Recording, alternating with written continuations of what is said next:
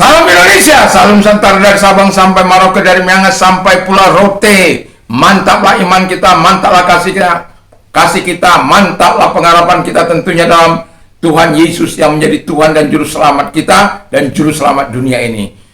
Kiranya damai sejahtera Allah yang melampaui segala akal akan memelihara hati dan pikiran kita, sehingga dalam hidup ini kita dengan ikhlas menerima firman Allah. Sarapan pagi 5 menit bersama dengan firman sudah tersedia.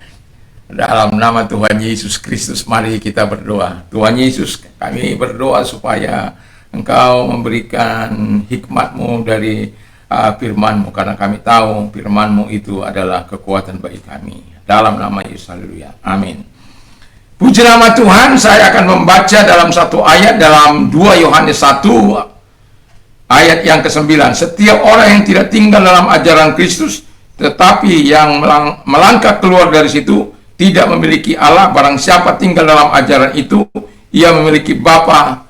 Ia memiliki Bapa maupun anak. Puji nama Tuhan. Jadi sebagai orang yang percaya, tema kita adalah Alkitab adalah hal yang sangat penting bagi kehidupan Kristen. Jadi ini firman Allah ini sangat penting bagi kehidupan kita. Why? Mengapa begitu penting? Karena Alkitab ini berisi adalah firman Allah. Lalu kemudian dan Alkitab ini juga menuntun kita bagaimana cara, yang pertama, bagaimana cara mengasihi Tuhan. Kita tahu bahwa Tuhan mau kita taat, Tuhan mau taat melakukan kehendaknya, menyenangkan hati Dia, melakukan kehendaknya dalam kehidupan kita, dan mengasihi sesama kita, mengasihi anggota keluarga dan lain sebagainya. Hidup tahu cara mengasihi Tuhan.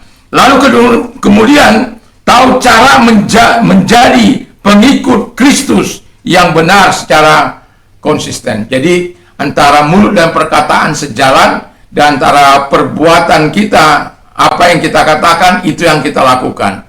Jangan kita berlaku A lalu kita lakukan C. Seperti firman Allah katakan, bangsa ini memuliakan aku dengan bibirnya, padahal hatinya jauh daripadaku.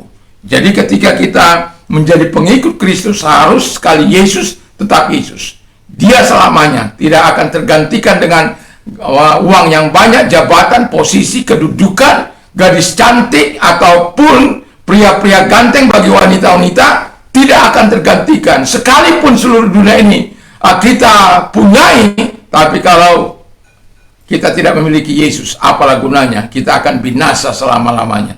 Jadi yang ketiga, kita tahu cara mentaati kebenaran. Ya, kebenaran itu yang memerdekakan kita. Jadi kalau Dia yang memerdekakan kita, kebenaran itu memerdekakan kita, seharusnya kebenaran itu harus kita taati dalam kehidupan ini. Kuduskanlah mereka dengan firman-Mu, karena firman-Mu itu adalah kebenaran. Yohanes 17 ayat yang ke-17. Jadi kalau firman itu menjadi kebenaran kita, Yesus sudah menjamin kita untuk mendapatkan segala yang terbaik. Makanya sering saya katakan, ketika kita memiliki Yesus, kita memiliki segala-galanya. Tapi kita memiliki segala-galanya belum tentu memiliki Yesus. Tapi saya berharap kita memiliki Yesus, kita memiliki segala-galanya, supaya kita dapat menjadi berkat, menjadi penolong, menjadi